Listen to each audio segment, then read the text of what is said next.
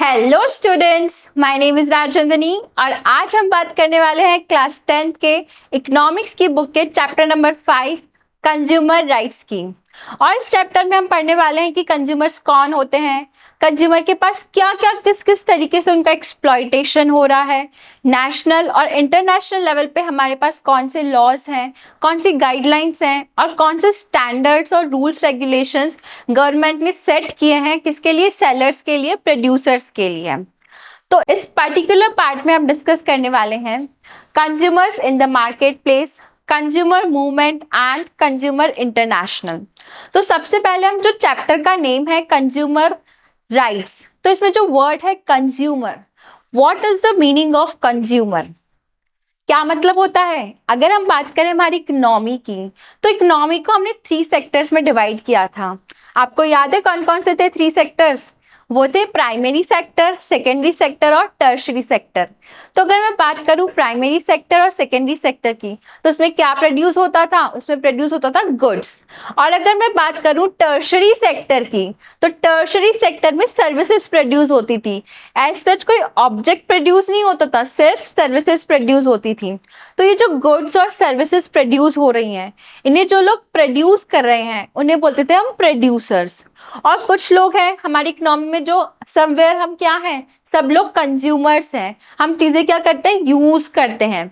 अब ऐसा है कि हर इंसान कंज्यूमर है अनटिल अनलेस वो अपने अलग ही लैंड पर रहे, वो चाहे कि हम कुछ भी यूज नहीं करेंगे, किसी और ने जो प्रोड्यूस किया मैं तो बिल्कुल भी यूज नहीं करूंगा। तो क्या है, हम जितने भी लोग रह रहे हैं वो सब क्या है, कंज्यूमर्स हैं। और कंज्यूमर्स के पास क्या है, वो क्या यूज कर रहे हैं, गुड्स एंड सर्विसेज को यूज कर रहे हैं। जब वो गुड्स एंड सर्विसेज को यूज करते हैं, जब वो गुड्स एंड सर्विसेज को खरीद रहे हैं, तो कई बार उनके साथ चीटिंग होती है, कई बार एक्सप्लॉयटेशन होता है। और ये बात तो आपने खुद ने फील की होगी कि आपके साथ कई बार चीटिंग हो गई। अब वो चीटिंग्स जो हुई हैं, उन चीटिंग्स को रेगुलेट करने के लिए, उन चीटिंग्स से बचाने के लिए क्या है, रूल्स एंड रेगुलेशंस आए।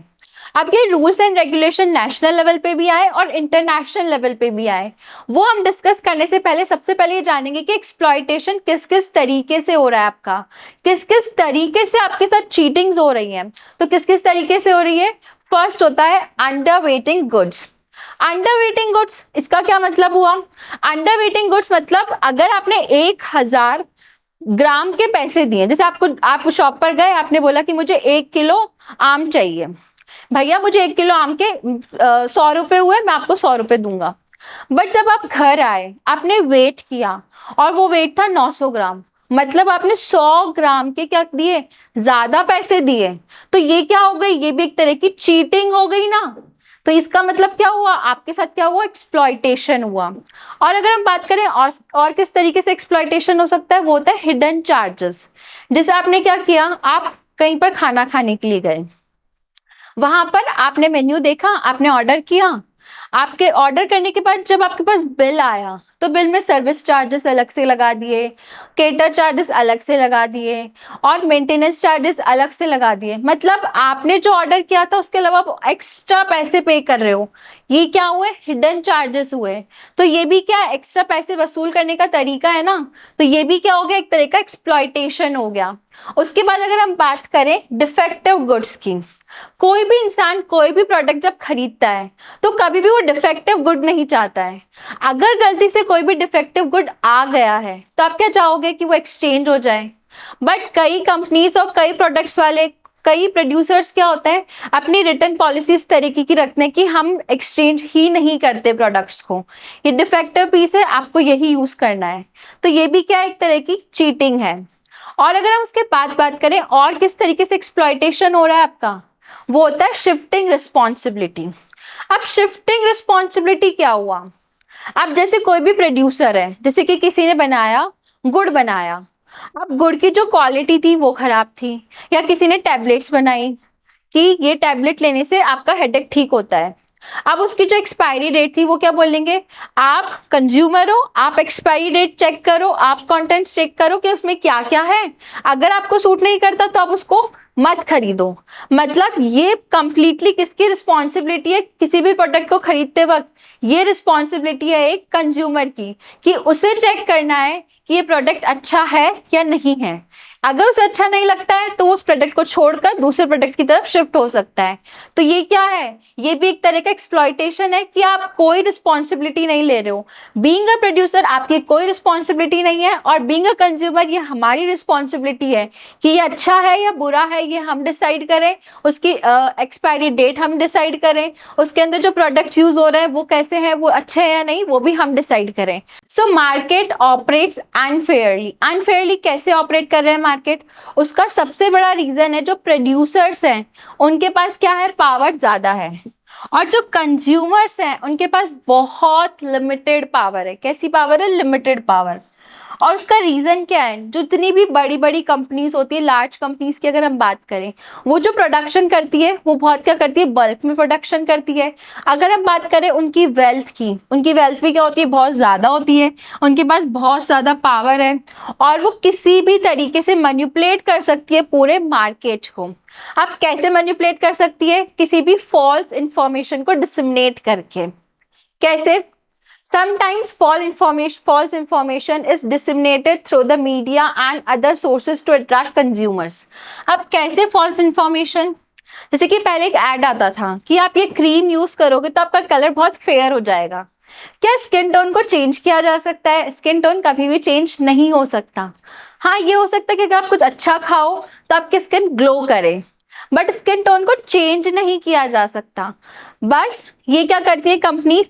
अपना कंज्यूमर बेस बढ़ाने के लिए क्या करती है? फॉल्स इंफॉर्मेशन को डिसमिनेट करती है। किस तरीके से? ऐड के थ्रू करेगी, न्यूज़पेपर्स में ऐड निकालेगी। तो ये क्या है? फॉल्स इंफॉर्मेशन जो है ये भी एक तरीका है लोगों को पागल बनाने का, उनके साथ चीटिंग करने का। ठीक है, तो इस तरीके से लार्ज कंपनीज मैनिपुलेट करती है किसको? मार्केट को। और क्या हो सकता है? एक एग्जांपल है हमारा, a company falsely claimed that its powdered milk for babies was superior to mother's milk. आप मुझे एक बात बताओ, किसी भी मदर का जो दूध है वो बेस्ट है या फिर जो पाउडर्ड मिल्क आता है वो बेस्ट है? ऑब्वियसली जो मदर का मिल्क है वो सबसे ज्यादा बेस्ट है किसी भी बेबी के लिए। तो ये लोग क्या डिसमिनेट कर रहे थे एड के थ्रू? कि हमारा जो दूध है वो मदर के मिल्क से ज्यादा बेस्ट है, जबकि ये क्या है? एक फॉल्स इंफॉर्मेशन है, ये चीटिंग है एक तरह की लोगों के साथ। और अगर मैं बात करूं टोबैको की, तो tobacco cigarette manufacturers face legal battles and they admit their product could cause cancer. बहुत सारे सिगरेट यूजर्स जो हैं, जो सिगरेट पीते हैं, उनको पता होता है कि उनको क्या हो जाएगा? कैंसर हो जाएगा। वो क्यों पता है अभी? क्योंकि जो पैक है उसके ऊपर अब क्या डिसमिनेट होता है कि अगर आप ये कंज्यूम करते हो तो आपको क्या हो जाएगा? कैंसर हो जाएगा। बट अगर हम बात करें 1980s से पहले की, तो ये इंफॉर्मेशन किसी भी प्रोडक्ट पे डिसमिनेट नहीं होती थी।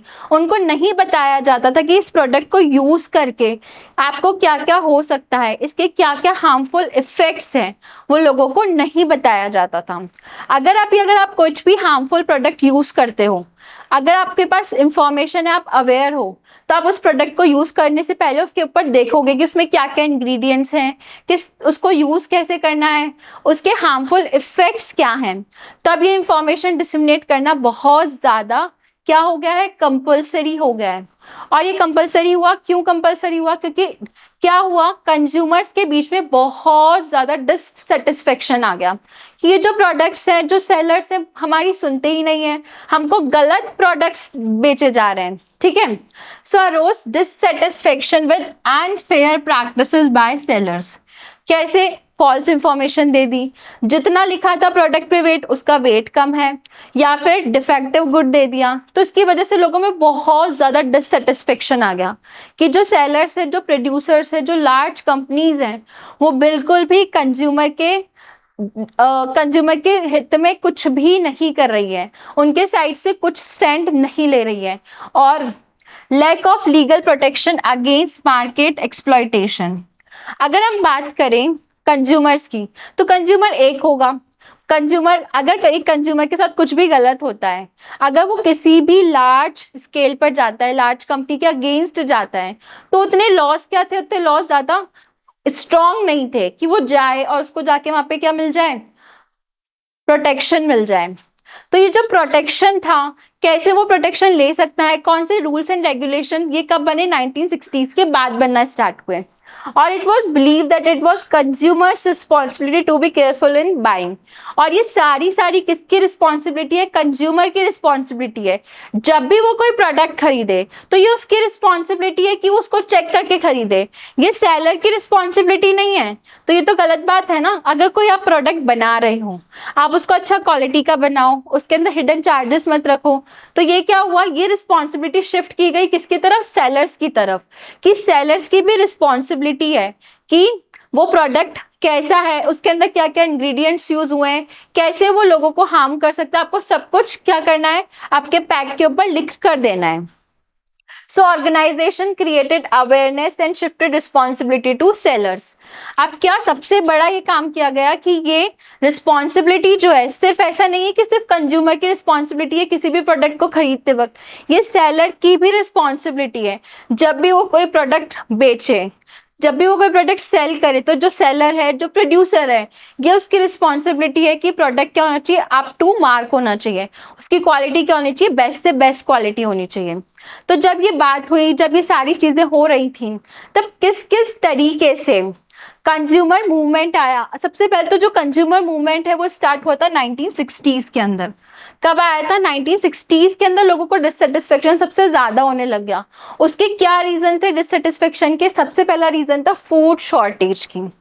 अगर हम बात करें नेशनल लेवल पे बहुत ज्यादा फूड शॉर्टेज होने लग गया। अब शॉर्टेज क्यों हो रहा था, क्योंकि लोगों ने क्या करना स्टार्ट कर दिया, होर्डिंग करना स्टार्ट कर दिया।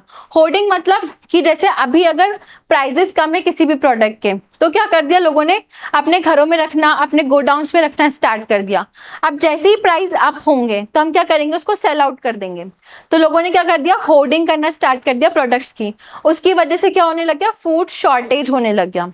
फिर उसकी बात करें ब्लैक मार्केटिंग की। ब्लैक मार्केटिंग मतलब आपको क्या करेंगे, सामने से दिखेगा कि आपके पास प्रोडक्ट नहीं है, बट पीछे से आपको क्या करेंगे, वो ज्यादा पैसों में सेम प्रोडक्ट बेचते हैं। तो दैट्स कॉल्ड ब्लैक मार्केटिंग। इसकी वजह से लोगों में बहुत ज्यादा डिससेटिस्फेक्शन, बहुत ज्यादा adulteration of food and oil की। तो मैं बात करूं अगर लाल मिर्ची की, तो उसके अंदर क्या करते हैं, जो ब्रिक होती है, ब्रिक को क्या करते हैं, छोटा छोटा पीसते हैं, और उसके बाद जो उसका चूरा बनता है, उसका जो पाउडर होता है, उसको मिक्स कर देते हैं, क्योंकि उसका कलर क्या होता है, ऑलमोस्ट सिमिलर सा होता है। तो अडल्ट्रेशन करना, किसी भी प्रोडक्ट के अंदर दूसरी चीजें मिलाना, उसको क्या कर देना, कंटामिनेट कर देना, कंटामिनेट, या फिर उसके अंदर उसको उसका वेट इंक्रीज कर देना। तो that's called adulteration of food. अब ये सब क्या है, इन वजह से लोगों के अंदर बहुत ज्यादा डिससेटिस्फेक्शन हो गया था। कब, 1960s के अंदर।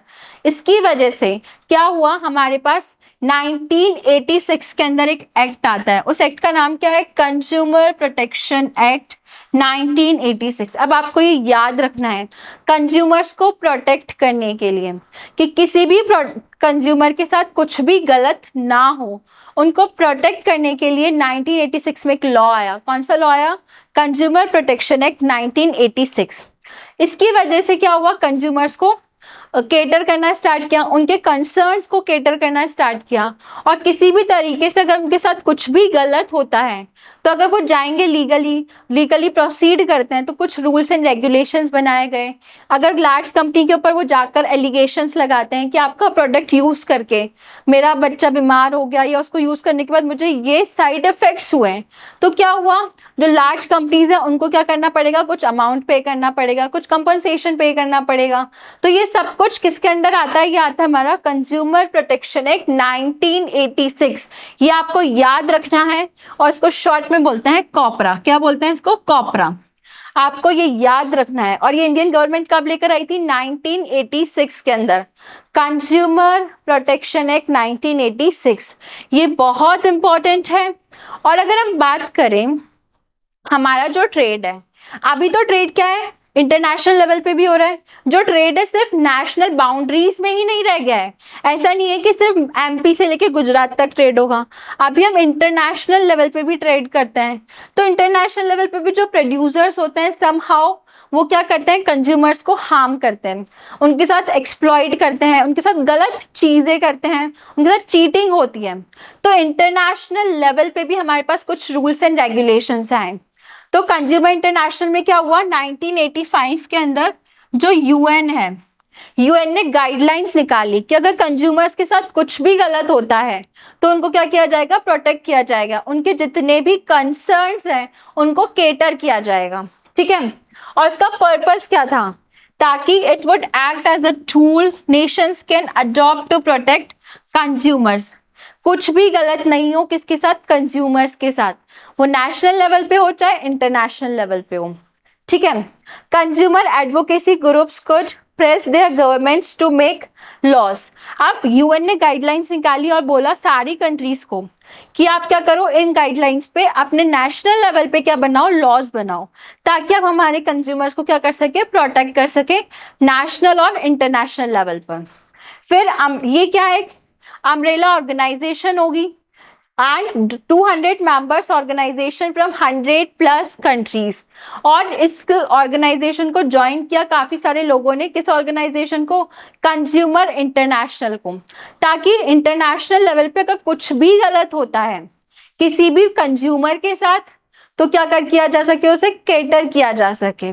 तो आपको समझ में आया कैसे कंज्यूमर्स हैं, कैसे हम किनको कंज्यूमर्स बोलते हैं, उनके साथ क्या क्या चीटिंग्स होती हैं, किस तरीके से उनका एक्सप्लॉयटेशन हो रहा है, कैसे उनको केटर किया जा सकता है। अगर हम बात करें इंटरनेशनल लेवल की तो इंटरनेशनल लेवल पे हमारे पास है कंज्यूमर इंटरनेशनल, और अगर हम बात करें नेशनल लेवल की तो हमारे पास कौन सा लॉ है, वो है कंज्यूमर प्रोटेक्शन एक्ट 1986, और उसको शॉर्ट फॉर्म में क्या बोलते हैं, कॉपरा, कंज्यूमर प्रोटेक्शन एक्ट 1986। ये आपको इतना याद होना चाहिए। और उसके बाद अगर हम बात करें नेशनल लेवल पे 1960 से क्या हुआ, 1960 से हमारे कंज्यूमर प्रोटेक्शन एक्ट बनना स्टार्ट हुए थे, लोगों में डिससेटिस्फेक्शन आया, उसके बाद 1960 से ये चीजें चालू हुई कि हम लोग क्या करेंगे, सारे कंज्यूमर्स के कंसर्न्स को एड्रेस करेंगे। आई होप आपको बहुत अच्छे से ये सब कुछ समझ में आया होगा जो भी मैंने आपको समझाया है। अब ये टाइम है आपकी नॉलेज को चेक करने का कि आपको कितना समझ में आया है। So first question for you, which one of the following is an example of consumer exploitation. Consumer exploitation का कौन सा एग्जाम्पल हो सकता है। So first is selling a product at a discount. Discount मिल रहा है, अगर आप सोचो कंज्यूमर के साइड से तो अगर आपको कोई भी प्रोडक्ट डिस्काउंट में मिल रहा है तो ये तो अच्छी बात है ना, ये बुरी बात थोड़ी ना है। Second, providing accurate information about a product. अगर आपको किसी भी प्रोडक्ट की सही से इंफॉर्मेशन मिल रही है ये भी बहुत अच्छी बात है, ये कहाँ गलत बात है, तो ये भी एक्सप्लॉयटेशन नहीं है। अब selling a product that is under weight, मैंने आपको बताया था ये क्या होती है, चीटिंग होती है, ये एक्सप्लॉयटेशन का एक तरीका होता है, तो इसका आंसर क्या होगा, सी। और लास्ट क्या है, offering a warranty on a product. Warranty क्या होती है, वारंटी मतलब अगर आपने कोई भी प्रोडक्ट खरीदा और मैंने आपको गारंटी दे दी कि 1 साल तक ये प्रोडक्ट खराब नहीं होगा, अगर इनकेस खराब होता है तो आप वापस आ सकते हो, तो ये क्या होती है, वारंटी होती है। Now next question, the consumer movement in India started in, कौन सी ईयर में स्टार्ट हुआ था, यानी मैंने एक्सप्लेन किया और मैंने आपको रिवाइज भी करवाया, कब स्टार्ट हुआ था, 1960s के अंदर। आई होप आपको बहुत अच्छे से समझ में आया होगा कि कंज्यूमर राइट्स क्या होते हैं और कैसे कैसे हम केटर कर सकते हैं। और सबसे बड़ी बात, आपको बीइंग अ कंज्यूमर आपको नॉलेज होनी चाहिए, क्योंकि आप ही क्या हो, हमारे देश का भविष्य हो, तो आपके पास ये नॉलेज बहुत ज़रूरी है। और जितनी नॉलेज को आप डिसिमिनेट करोगे, जितने लोगों को अवेयर कर सकते हो, ये आपको करना चाहिए।